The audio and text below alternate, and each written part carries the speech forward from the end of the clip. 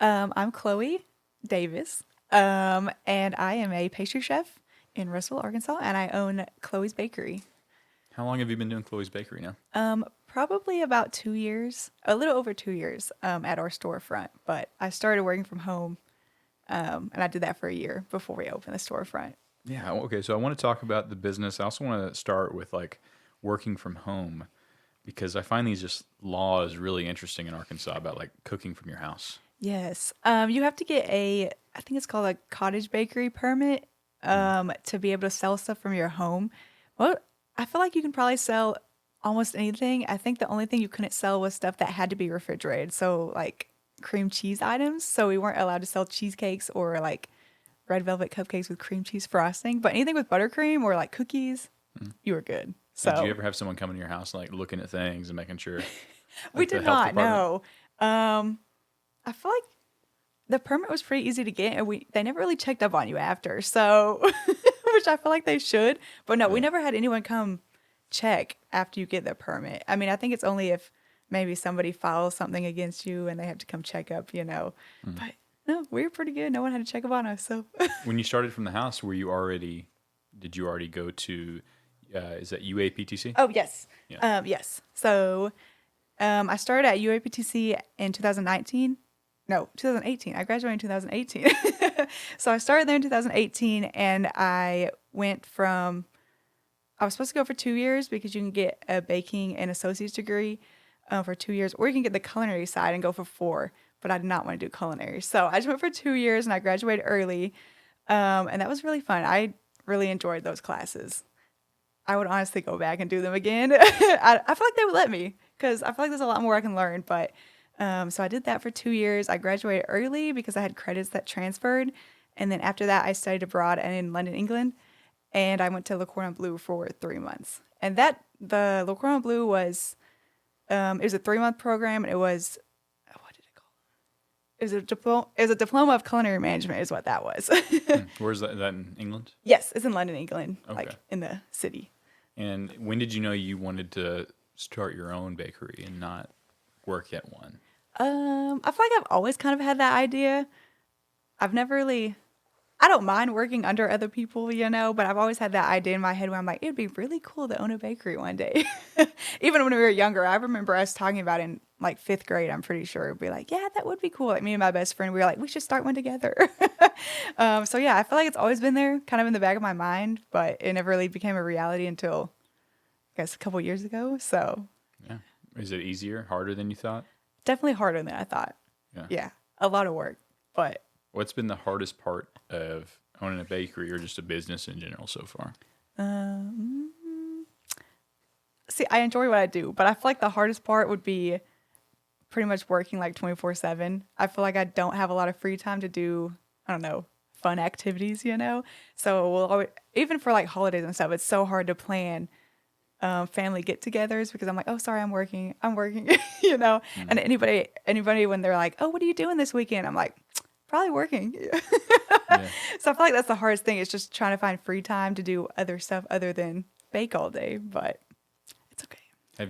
How many people have you employed now? We have gone through, well, that might sound bad, but we've gone through quite a few employees because we mostly hire high school or like college age students. So, they move on, go to different colleges and whatnot. Right now we have about 7 or 8 people working for us. It just depends on the time of year. So right now, November, December, and October are the busiest months of the year. So we have more people than we usually do. January and February are not that busy except for Valentine's Day. So we could probably get by with like 5, 6 people. Yeah. But, And are you like overseeing them in the kitchen? Or do you call it a kitchen? Is it Yes. a bakery kitchen? yeah, we have the front of the house, which is where the bakery case is and the cash register. And then we have the kitchen. So pretty much if I'm usually there almost all day. So I usually get there around 7 a.m. and then I'm usually there until we close. If I'm not there, then my mom is there because she also works there. So she's there just making sure everything gets done. So Nice. Is your mom like a part owner of the business with you, or is she just straight employee? You're just paying her to show up. Your mom on payroll.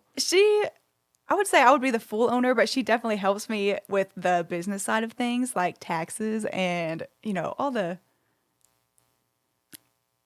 Yeah, all the taxes and business related stuff like payroll and all of that jazz.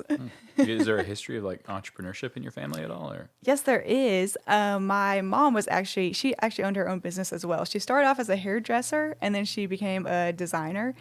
So she started her own business in modest swimwear for like teen girls and stuff. So she did that for a couple years. She worked from home.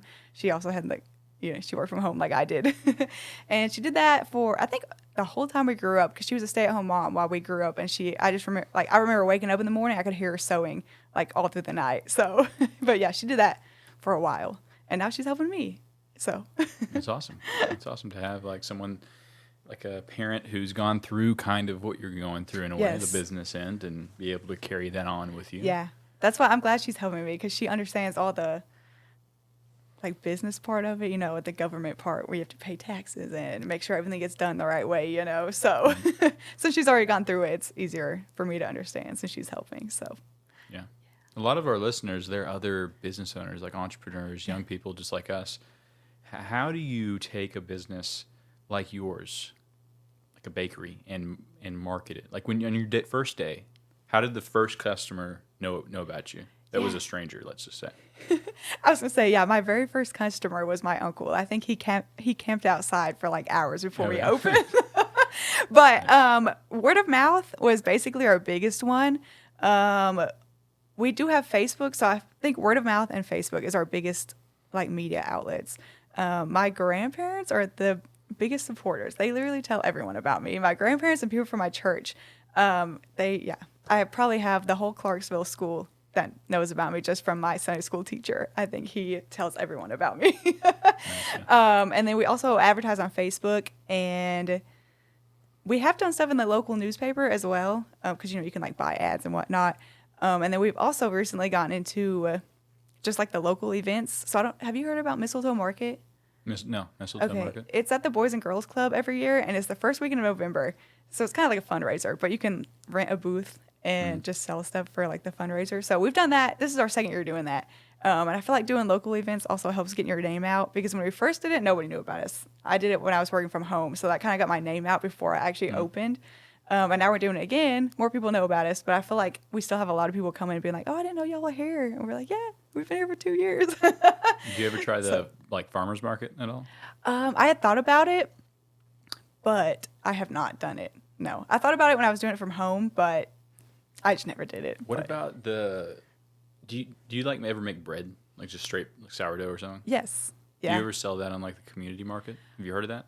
No. What is that? Okay, no. So we had someone else on the podcast that this is what she does. She makes, or at least she used to. She would make bread and sell it on the Russellville Community Market, which is an online farmers market. Oh. And you just like put your goods on there, and then they come, and I think you drop them off every Tuesday or Monday or something. And then people order it every weekend. The orders open up. You put your orders in. So like the Retro Roast, the coffee shop over there, they'll sell like some of their coffee on there and whatnot. A lot of people will sell their meats and eggs. That's cool. No, it sounds familiar, but no, I've never thought of that. I was just curious. Yeah. But yeah. Yeah, I mean, y'all are in a good spot. We are. Spot, like right there off Parkway. Yes. Was that a hard spot to get? Yes. How did you find it? Yeah, when I finally decided to open the bakery, because I'd been working from home for a year, and at that point I'm like, I really like this, because you don't have to get dressed. You can just go downstairs and start baking. So I'm like, I like working from home, but I feel like I could be doing more. So we started looking at just places around Russellville. I think we probably looked at least 5 or 6 different places. And every place that we looked at, there was like one thing that was not right. Like one place we really liked, but for some reason we couldn't put like extra water outlets in or whatever. So like the plumbing was an issue. So I was like, okay, we went somewhere else. And I feel like most of the issues were plumbing, or they just, we couldn't get a code to bake there for some reason. I'm telling you, Russellville has a lot of different codes that you have to go through. But finally, I was kind of starting to give up, because this was like the 6th or 7th place that we looked at that didn't work out. And so my mom and I were eating at Cece's Pizza, and we were sitting there. I'm like, I just don't know what we're going to do. I feel like we've looked at everywhere. And my mom's like, I think, because my grandma knows the previous owner of that building. She's like, yeah, your Nana knows the owner of that building. Maybe we should see because he has a bunch of rental properties. And I was like, yeah. I said, we can talk to him. And so we were walking to the car, and we noticed that one of his units were open. And I was like, oh my gosh, Mom, let's go look. So we were in there like looking in the windows. And I was like, this place would be perfect. It was literally everything that we were looking for. It was a big space. Hannah's Nails was next door, so they had already put plumbing in and water in where they were going to move into, but it didn't happen.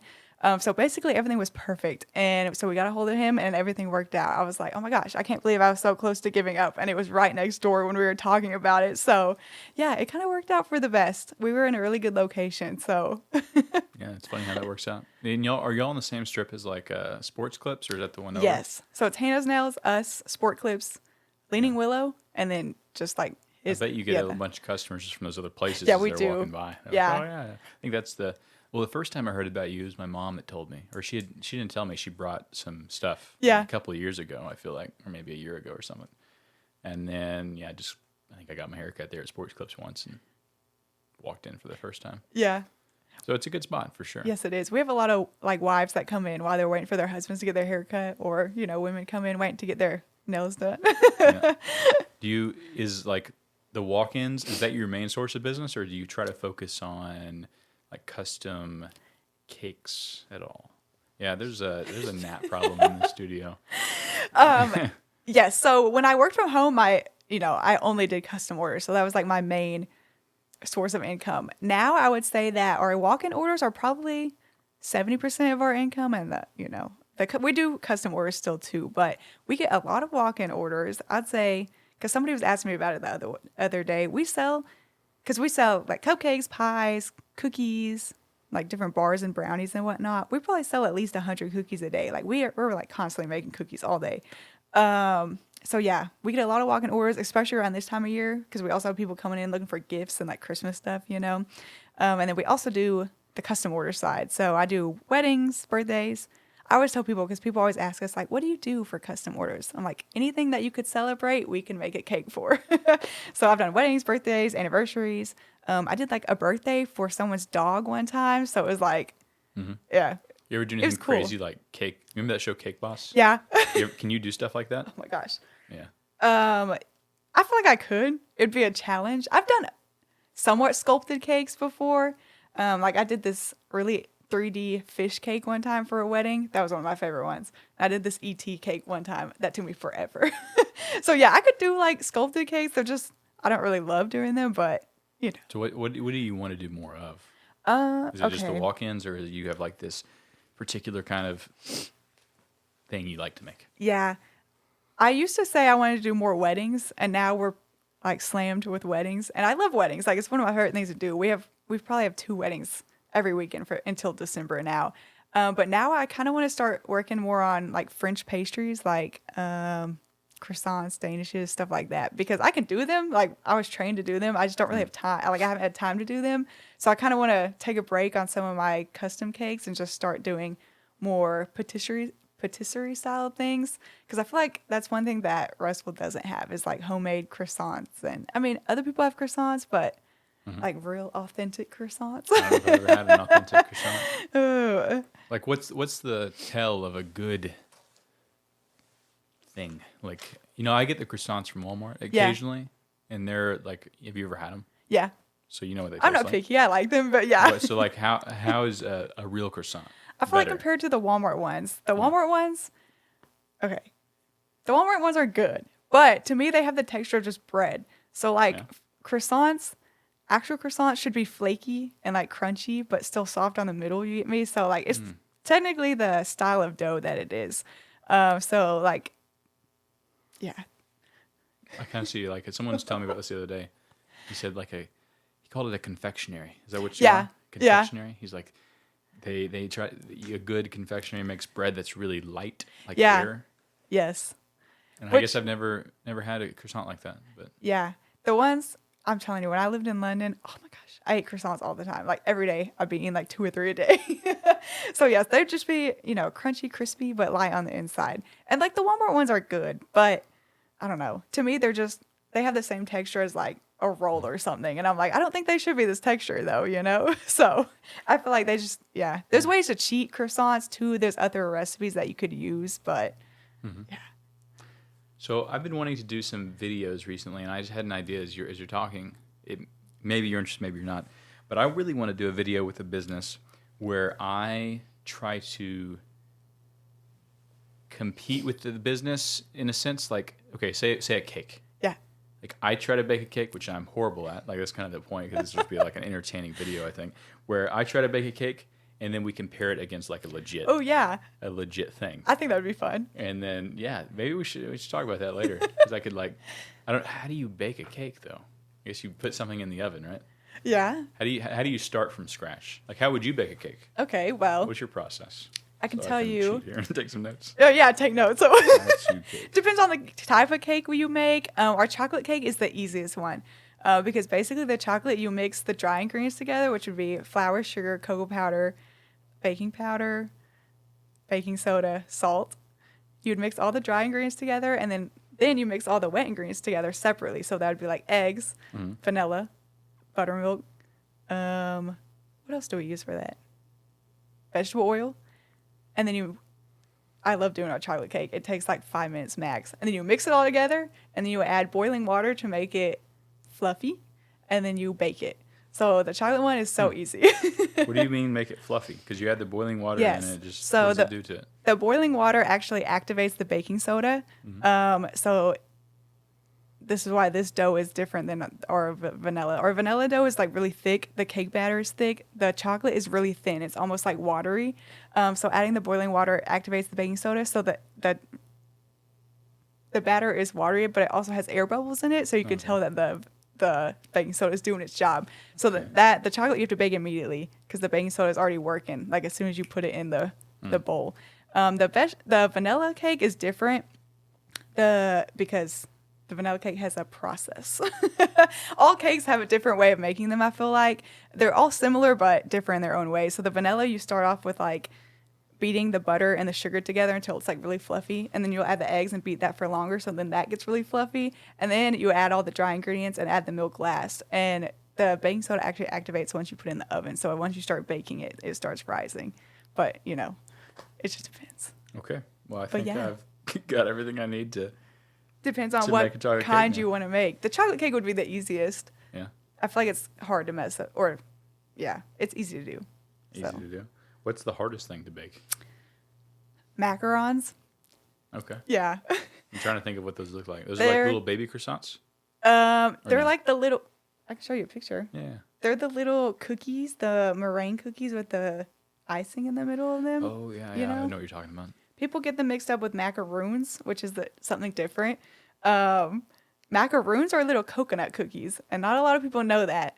But macarons are the little... Ooh. These. Yep. Yeah. There's 3 different methods to making macarons, and I cannot tell you how many recipes I've gone through trying to make these because I can do them. It's just I'm kind of a perfectionist, so I'm like, I'll do a recipe for a while. I'm like, I don't like this one. Switch, so I'll try a new recipe, and like I probably have a stack like this big of recipes that I've tried. But yeah, there's 3 different ways of making macarons. There's like a French method, Italian method, and I can't remember the other one. There's 3. I cannot remember the other one right now. I used to do the French. Maybe it's a Swiss method. Either way. Is it something that you sell? Yeah, we do. Do you keep it behind the counter or do you special order? Both. Okay. I did probably 80 macarons for a wedding a couple weeks ago. We used to sell them in the case all the time. I just switched recipes again recently, so we'll probably have some for Halloween this next weekend. Do you ever have stuff like leftover that doesn't get eaten? What do you do with that? The leftover stuff, usually we have leftovers on Saturdays because, we're closed Sunday, Monday. Normally we'll divide it up, or it depends on how much we have. If we don't have that much, we'll divide it up with our employees and just send it home with our employees, just like, thank you, just as a thank you. And then if we have a lot left over, like sometimes for holidays and stuff, we'll have a lot left over. We'll either bring it to like the fire stations, the police stations, or like the 911 operating place, or I'll bring it to church. Yeah, it just depends on how much we have. We kind of just give it out or we give it to our neighbors too. So Hannah's and Ella's and Sport Clips and Leaning Willow, they always get a lot of sweets too. They always look for us on Saturdays to see if we're coming over there. But They're fighting over the Saturday shift. Yeah, I think they do, honestly.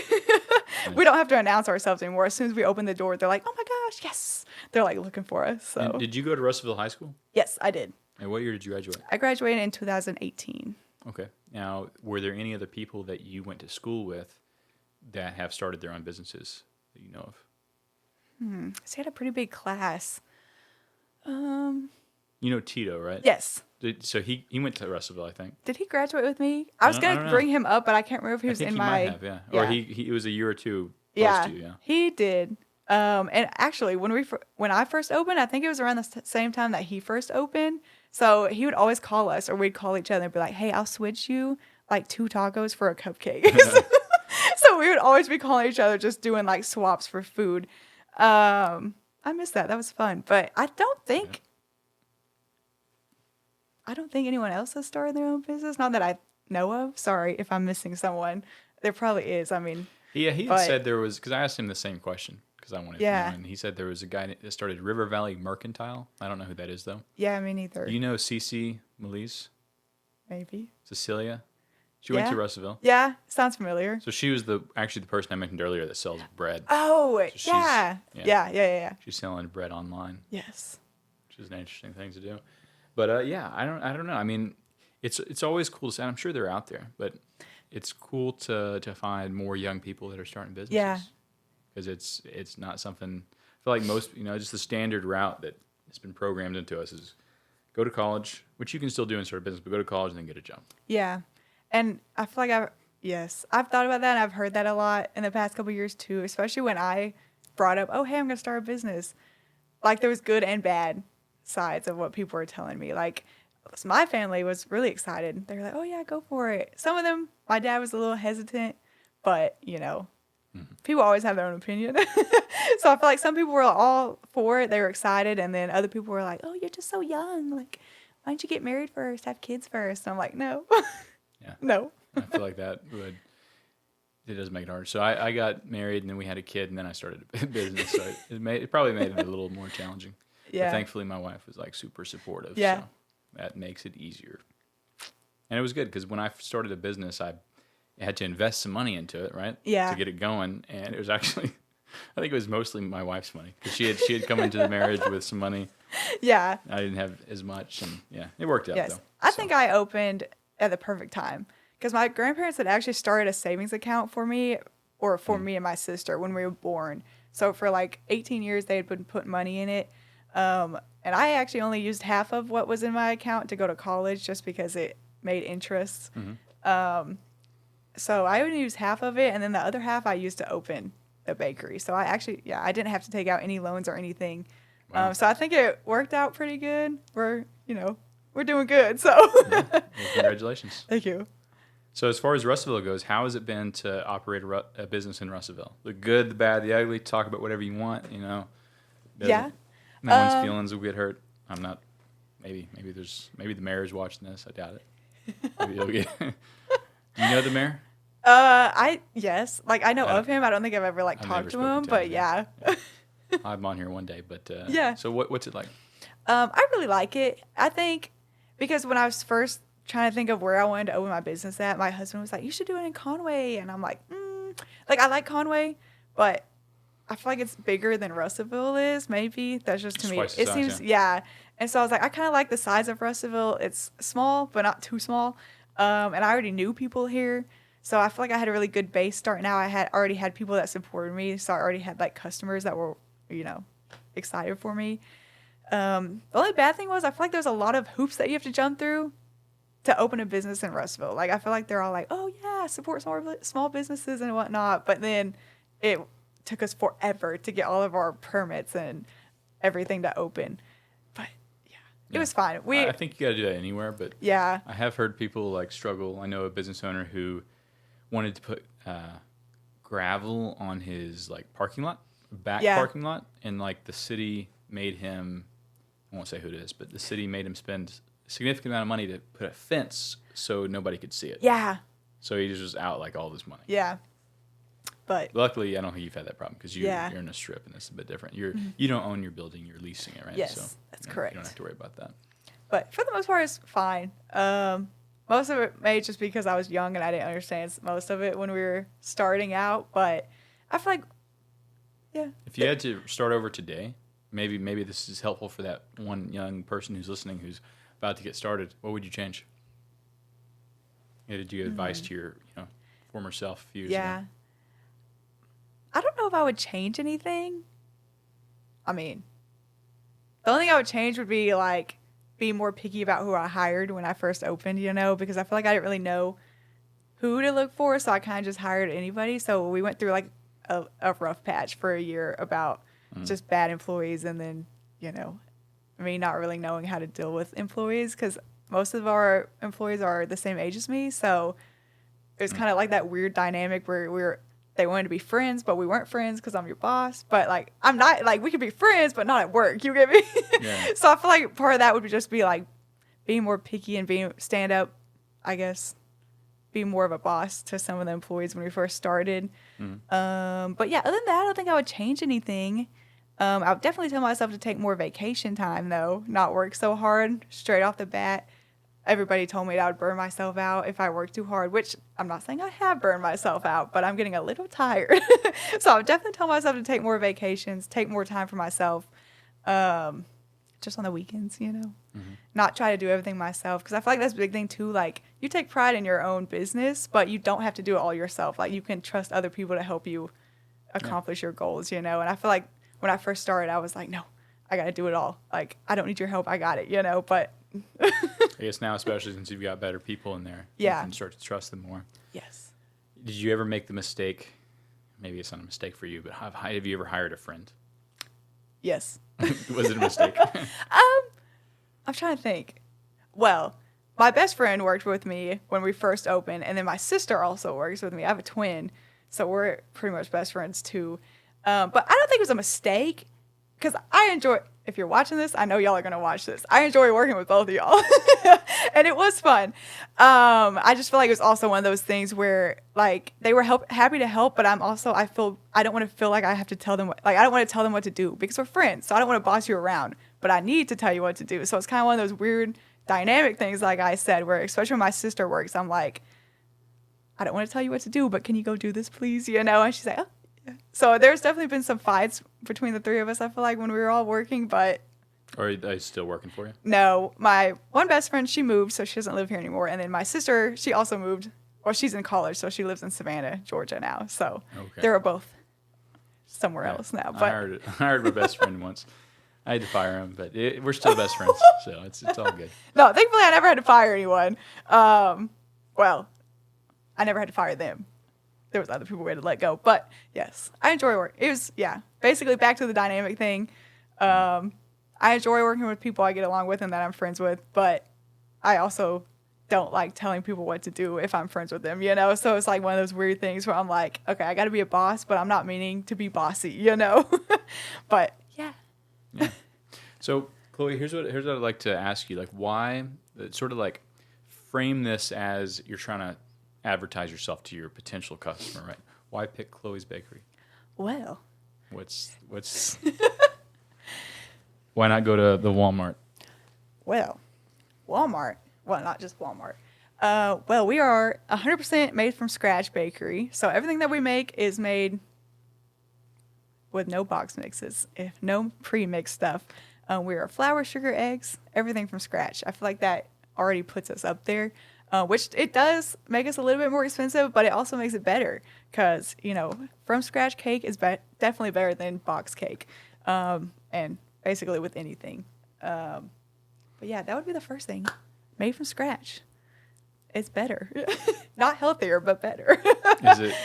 Is it not healthier? It is definitely not healthier.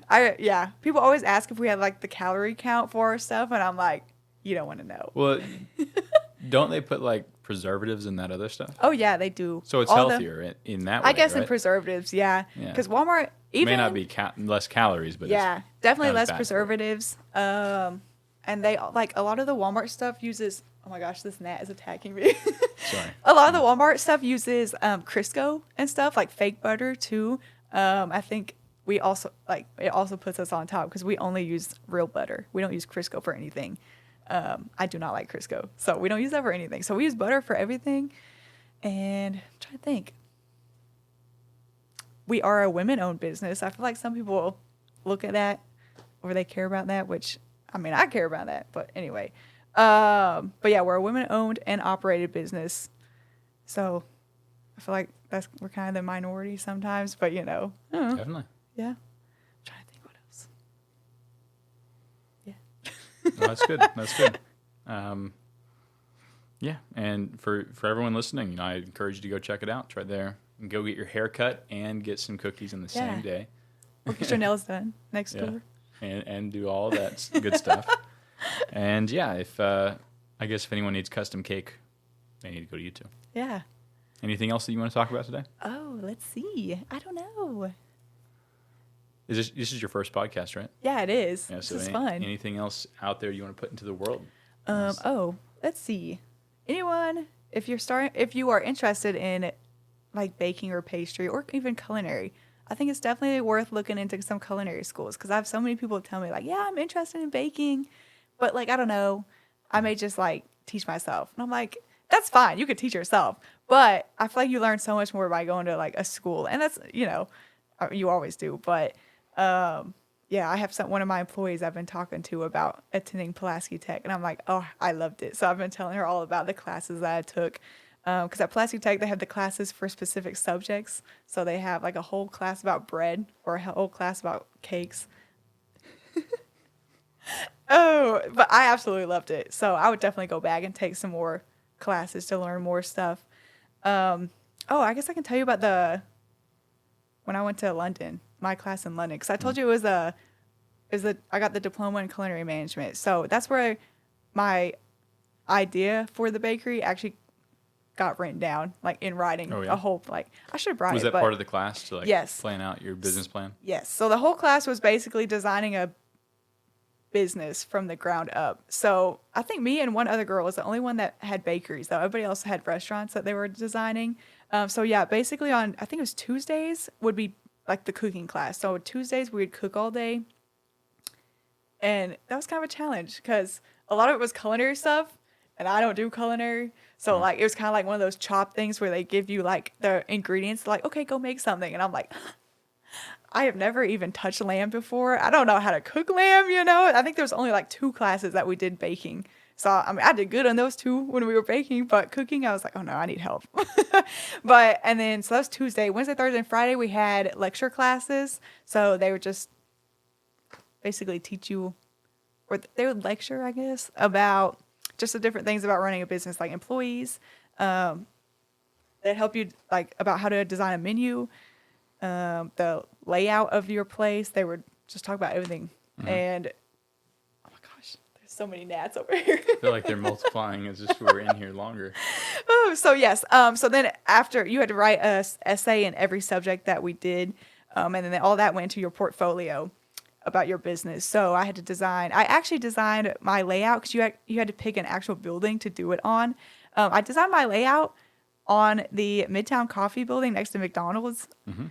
Because that was open at the time, and I was planning on getting that building, because I was like, really? Oh my gosh. So I did my layout based on that building. I made a menu, basically anything. I hired employees. You had to, put your employees in their hours and whatnot. And then you had to present it to like a board of chefs as our final project. So that was it was probably the hardest thing I've ever done. But it was definitely worth it. So when I graduated during COVID, so that was 2020. COVID happened when I was over there, and like I wasn't really keeping up with what was going on. I was kind of like, oh yeah, COVID's a thing. But Did you get stuck over there at all? I did not. Honestly though, I wouldn't be mad if I did get stuck over there because I love living over there. But yeah, so I wasn't really keeping up with it. And then my mom called me one day. This was like the day before my final presentation, and she was like, oh, they're talking about shutting down air travel back to the United States, so we need to get you like a flight ASAP. And I was like, I haven't done my presentation yet, So she's like, okay. So I did my presentation. I talked to my professors. I'm like, I'm gonna have to leave like tomorrow. And they're like, oh, don't worry about it. So I think I was probably on one of somebody told me this. And I don't remember who it was, because I had sent my flight info to all my family, because my family was supposed to come up there, visit me for a week, and then we were going to all fly back together, because I'd never flown before by myself. And so then, since I had to take an emergency trip back because they were about to shut down air travel, I traveled back by myself. So I sent my flight info to my family so they could track me the whole time. Somebody told me that I was on one of the last flights out, because some of the flights behind me got turned around. And I was like, I'm so glad I didn't know that when I was traveling back. I was so nervous. But yeah, so I got back. We went to lockdown. So, I was with my family all summer. And then that's when I started baking from home because I was kind of bored. There was nothing to do. So I was like, I'll just sell stuff from Facebook. So I started selling to church members, family members, and that's how I started working from home. And then after a year, I was like, you know what? I made this whole portfolio. Why don't I actually start using it? So that's where all this happened, I guess. Then we started looking for buildings, and the rest is history. That's an awesome story. It's an awesome story. And who knows, if you hadn't made it out, you may have been running a bakery in London. I was thinking that, yeah. Chloe's Bakery may not have been in Russellville. But yeah, thank you so much for coming on and sharing that, because I think there's people listening that will benefit from that, yeah. and learn a thing or two as they're going out and doing their own thing. Yeah, you just gotta believe in yourself. That's what I always tell people too when they talk about opening or starting their own thing. I'm like, everybody has their own opinion, but if you believe in your idea, then go for it, because Absolutely. I did. So you gotta bet on yourself. Yeah. So one quick thing, I was in London for like a week, and I almost got stuck in it. Really? Because of COVID. Not because of at the beginning, but it was like last year. Yeah. And I didn't know you had to have a test to come back. You had to have a test to leave the country, but not to get in. Yeah. And I think I was vaccinated. I don't know. Anyways, I could not leave. I showed up a couple hours early for the flight, but then they're like, hey, you have to have a test and test negative. And they're like, and then so I'm sprinting. They were doing these tests out in the tent. I sprinted over to it, because I knew like it was going to be really tight now. And the guy, he said it takes at least 45 minutes to get the results. But I told him what was happening. He's like, man, I'll help you, So they emailed me the results, and I was sprinting. I made it on that plane in like just with minutes to spare. Yeah. And then there was also some crazy weather happening. So like, I think I was also one of the last planes to leave before they started closing it down. I was worried I was going to get stuck, because it would have cost me like another $1,500 just to leave. Yeah. Yeah. When I went, when I had to go back, I had to pay like a whole bunch for my overweight bags, because all of my bags were overweight because I was cramming everything in my bags, So they were like, yeah, I think you owe, I don't know, it was like 200 pounds or something that I had to pay because of the overweight stuff. And I was like, I can't leave anything behind. They're like, oh, it's fine. You could just pay it. So like everybody at the airport was students, because everybody was trying to get back. I think, pretty much everybody on my flight back was students trying to get back with me. So I was like, oh, gosh. Lock everything down. Yeah. But it was fine. Cool. Made it back. Yeah. So we're actually going back to London in November. So for a vacation. Awesome. One of those vacations you take. Yeah. Well, Chloe, thank you for joining us on the LvlUp Russellville podcast. Anything else you want to say? I don't think so. Thanks for having me. This has been fun. Thanks for coming, and thanks everyone for listening.